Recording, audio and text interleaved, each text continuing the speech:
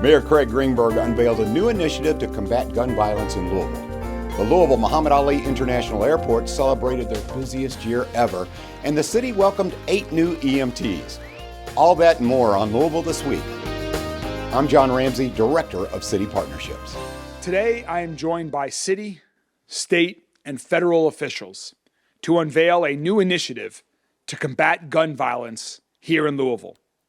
Since taking office, one of my top priorities has been and will continue to be making Louisville a safer place for everyone to call home, for everyone to visit, for everyone to work in our city. It's simply unacceptable how many people in Louisville are mourning the loss of a child, a parent, a friend, to gun violence. In an effort to make the city of Louisville safer, Mayor Greenberg announced the new Prohibited Firearms Possessors Initiative. It's a multi-agency effort to combat gun violence in Louisville. A new initiative came forward, the Prohibited Firearms Possessors Initiative, or PFP. This is a unified effort between our administration, prosecutors, LMPD, and federal partners such as the ATF to identify and prosecute repeat firearm offenders. We saw an opportunity to work together through a multi-agency approach to be more proactive and ultimately identify repeat offenders to get them off the streets and make Louisville safer. Since that first discussion, LMPD formed a unit dedicated to this effort. The Commonwealth Attorney's Office identified prosecutors to lead investigations, and that first meeting took place very recently on January 8th. 4 cases have been identified and reviewed to test and examine this process, and this group will continue to meet on a monthly basis. I am so encouraged by this collaboration and by this commitment of all of these federal, state, and local agencies to make Louisville a safer city. Public safety is a top priority for Mayor Greenberg and his administration. Between 2021 and 2023, homicides in Louisville were down 16% and non-fatal shootings were down 38%. Curbing gun violence is in the name of the Crescent Hill Community Council's first annual Curbing Gun Violence Art Installation Competition. Mayor Greenberg and Michael Bogan, Director of Group Violence Intervention Program, announced the winners of the $7,000 prize. And that's why we need people and organizations across our entire city to join this fight to reduce gun violence. And that's why I'm grateful to the Crescent Hill Community Council and all of the people who organized, sponsored, and submitted ideas for this contest. Because one way we will address this issue is by raising awareness of it. We have to continue talking about gun violence and reducing gun violence. It's something none of us want to experience. None of us want to have to talk about it, but we must continue to raise awareness so that it's on everyone's minds, so that ultimately more action is taken. And the truth is, there's not just one answer to ending gun violence. There are a lot of answers and a lot of ways we can create a safer, stronger, and healthier and more peaceful city. And one way is giving people a forum to share ideas and listening. And in this case here today, selecting ideas that might help us come together and move forward. Or in this case of this contest, 2 ideas.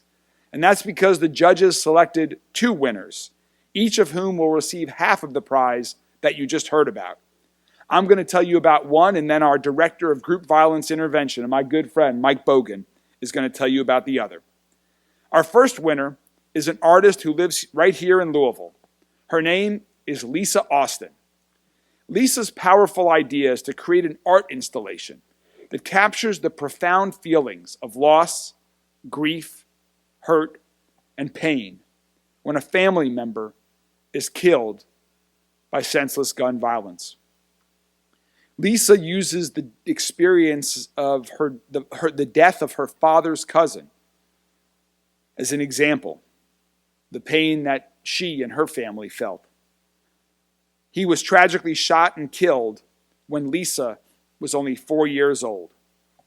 Her art installation will illustrate how his death affected her family for generations and how sharing her family's story through art can be part of others healing process. So Lisa, please stand up and let's acknowledge you and congratulate you. Where is Lisa? Lisa's right there. And one person who is working hard every day to champion the cause of working to reduce the amount of gun violence is my colleague, my friend, the executive director of our group violence intervention department that is now tripled in size under our administration to show our commitment to doing everything we can to work with individuals who we believe have either been involved with gun violence or who are on the path to committing gun violence, and to help them find a new, more productive, and better path in life for themselves, for our community, and for their family. Ladies and gentlemen, the Director of GVI, Mike Bogan.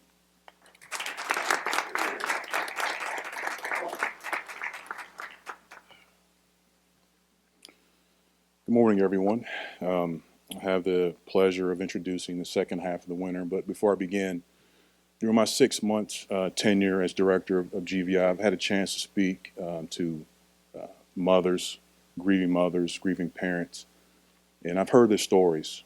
And I will be honest with you, I've been moved to tears in sitting across from these grieving mothers, and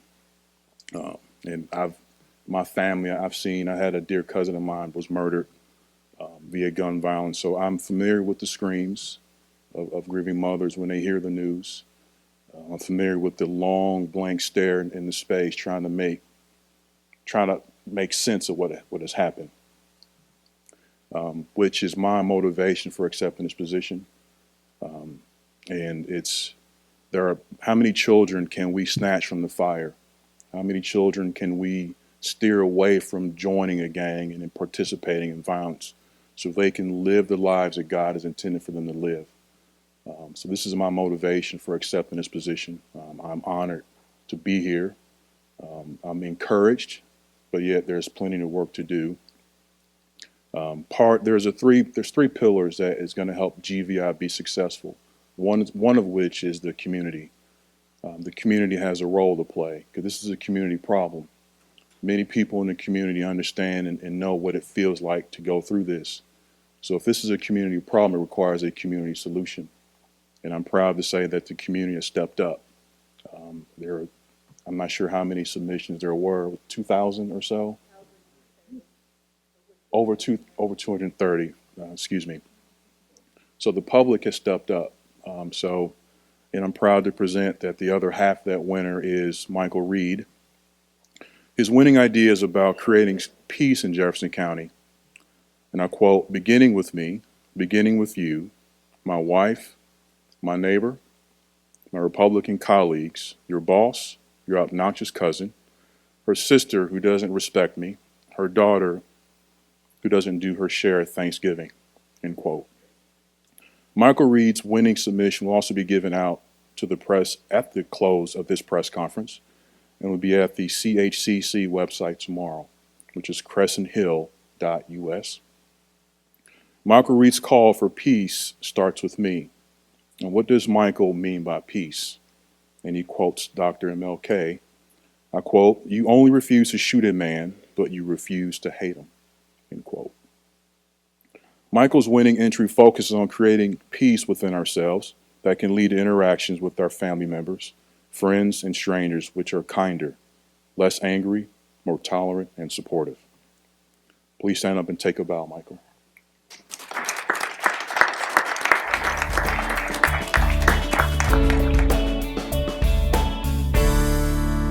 Berrytown Community Center, located at 1300 Heifer Road in the Middletown area, closed this week due to a broken pipe. They hope to reopen the week of January 29th.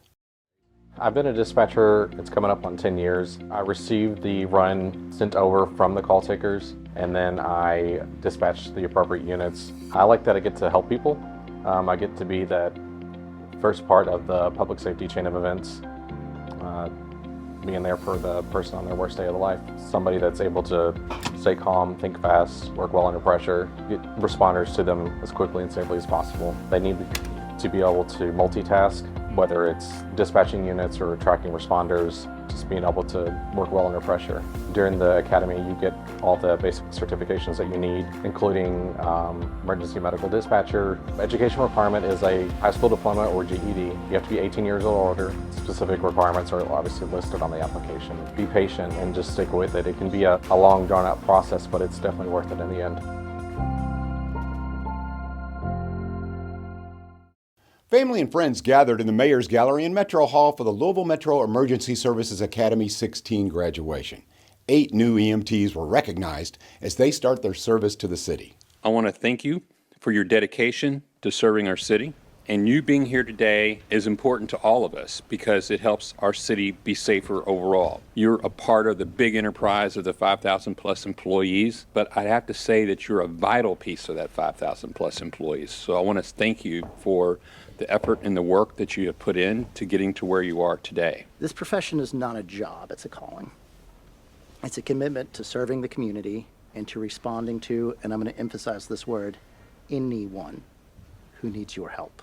There will be days where you encounter individuals who are critically ill or injured. Pledge allegiance. You will be there to welcome new life into the world, and you'll be there when life ends. There will be many times you may have to deploy nearly every skill you've learned these past few months. There will be times when the only thing that you can do for someone is show them some empathy and compassion. So as you begin this new chapter in your lives, always remember the impact that you will have on individuals and on this community. Embrace the challenges and the rewards of this profession with grace and resilience. Congratulations on this achievement. I'm confident you will be successful, and I look forward to working with each of you. Congratulations.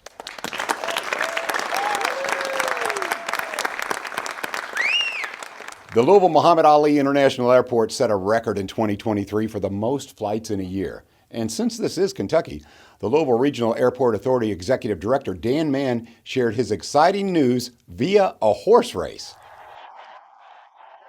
Ladies and gentlemen, let's call the horses to the post.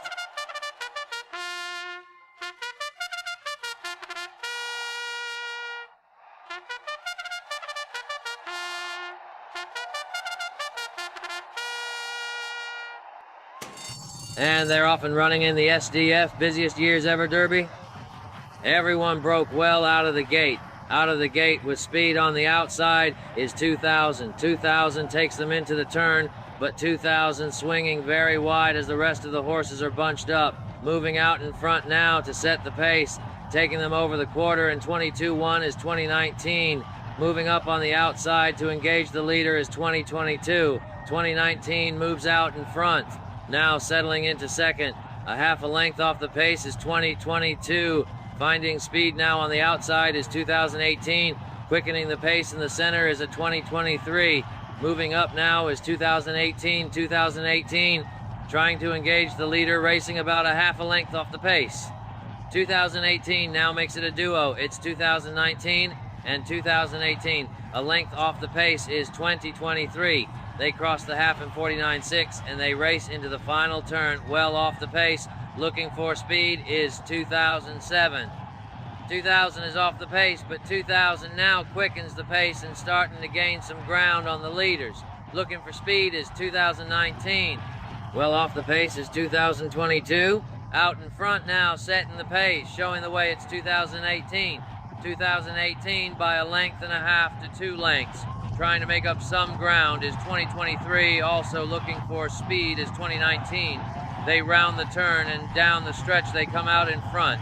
It's now 2023, 2023, followed by 2019 and 2000 trying to hang on. It's 2023, 2023 by length. Here comes 2019 trying to make a move on the far outside now is 2000. Coming to the wire, it's 2023, 2023 by length. 2023 wins it, followed by 2019 and 2000. 2023 is the airport's busiest year ever. That's kind of fun. 2023 was absolutely amazing year. 4.6 million employments. It should have been more like Secretariat running away from the field. That's how impressive 2023 was.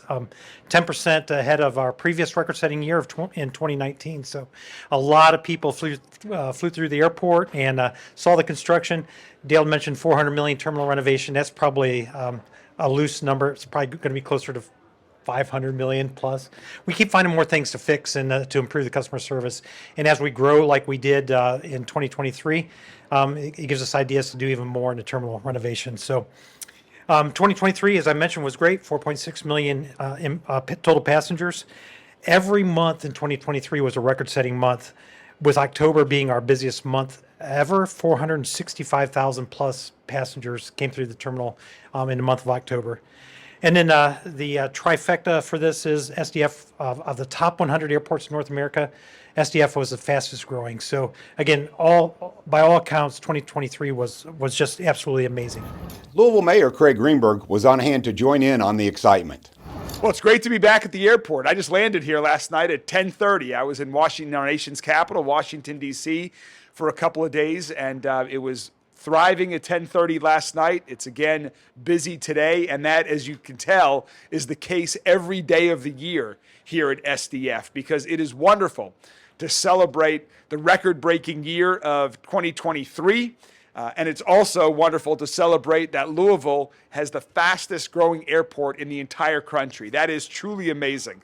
And I think it's in part because of Dan and the entire team at SDF that makes it work and is doing all the good work that Anthony described every day to have these planes coming and going to more destinations nonstop than ever before here in Louisville. But it's also reflective of our city that's on the move. We've had a great couple of years in our city with wonderful economic development activity taking place. As you mentioned, we'll hear from Doug next at Louisville Tourism, making Louisville a world-class destination. So in the past, many people might have thought about our airport for packages. Well, we do packages wonderfully here at SDF, but we also serve passengers well as well. And you can tell that from these record-breaking years that we've had, and we're just getting started. This airport is such an essential part to our continued growth in our city, to continuing to make our city safer, stronger, and healthier. And so we are going to continue to do everything that we can to partner with the airport, to partner with Louisville Tourism, to continue to build on this success. And Dan, you're pretty conservative better with only $1 or $2 on 2024, because when you think about the year ahead with the 150th running of the Kentucky Derby, with the PGA Championship, with Ironman coming back to Louisville, with Bourbon and Beyond, Louder Than Life, and so many other great events that are happening over this course of this year, I think it is a good bet to think about 2024 being yet another record-breaking year for the airport and another record-breaking year for our city as we continue to build a safer, stronger, and healthier city. So congratulations to everyone at SDF, and I'm excited about our future together. Keep up the great work with the planes, also with the investment in the facility. You can tell what a quality operation this is, the quality of experience this is for passengers who are either departing or arriving. And with the new investments in things like TSA and everything else that you're doing to make it an even more friendlier experience and to facilitate the growth that's happening, I'm really excited about the future. Congratulations. It's been a long day, but cheers. Cheers to the record year. Cheers. I am a 911 telecommunicator, the one that's going to answer your calls, whether it's emergency or non-emergency calls. You name it, we've taken it. I've been here for 10 years. I wanted to kind of give back, to my community. It's just something that I always wanted to do. I love to help people. Got to have compassion, because you're getting a lot of calls from a lot of people at their worst time. We're on 12-hour shifts. We do have mandatory overtime, which can extend to a 16-hour shift. We work 2 days consecutive and we're off 2 days, so it kind of breaks it up versus your average Monday through Friday. You got to be pretty much quick on your feet. You got to be able to react. Your call could be something simple as a car wreck that may turn into somebody trapped. You'll have to add extra units, different responders. So multitask, compassion. Once you apply and you are hired, we have a 5 to 6 week in-house training. Your training starts from that point on. Be patient and just stick with it. It can be a long, drawn-out process, but it's definitely worth it in the end.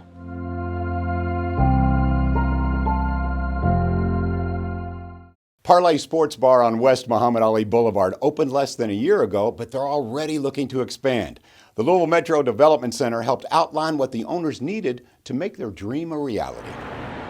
It's not like your typical bar. We're at Parlay Sports Bar.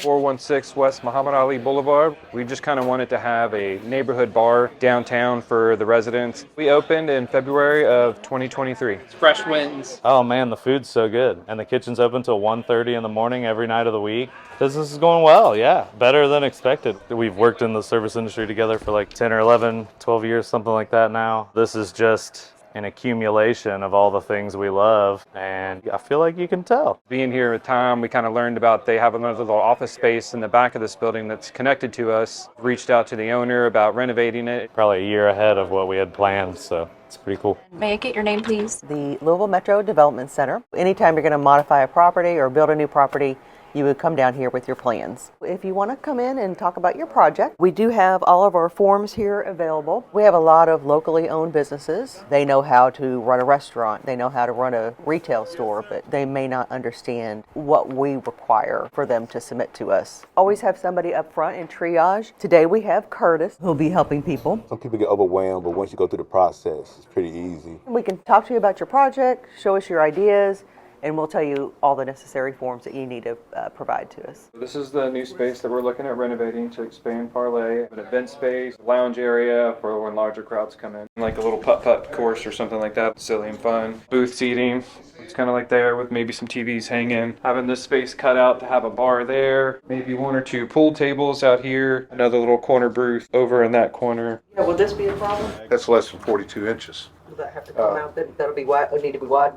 Yeah. You could actually put a little angle on this. That's what I was thinking. Yeah. I would just probably remove this whole thing out. We need to see a complete layout. The commercial alteration and a change of use, since this is going from office space to part of the lounge, which it's not that big a deal. Make sure you mark that. In the case of Parlay, they're going to need to submit to us the existing floor plan and the proposed floor plan. We need a life safety plan showing where all the exits are, where any booths or tables are going to go. They will need architect stamp plans because of the occupancy. It's over 100, the building permit. Yeah, having two or a toilet and like a urinal would be a great thing. You can pull the permit as the tenant. You would just have to sign this affidavit, and then we would need something from your landlord stating you can modify this. Kind of wanted to do like a speakeasy / sports book, kind of like laid back kind of theme back there. We love sports, yeah. We have a lot of nights where people come in and there's not a lot of room. I'd hate for them to go somewhere else and not have as good a time as they could be having. Really by the end of March, beginning of April would be the timeline. There's not too many things to do. Once you get everything worked out in your prices and you're ready to move forward, just let us know and we can kind of go over your plans with you. It's not really that clear sometimes on the internet or something like that, or where you're trying to research things. So having people show us and guide us, I think would be great. Just kind of learning those steps.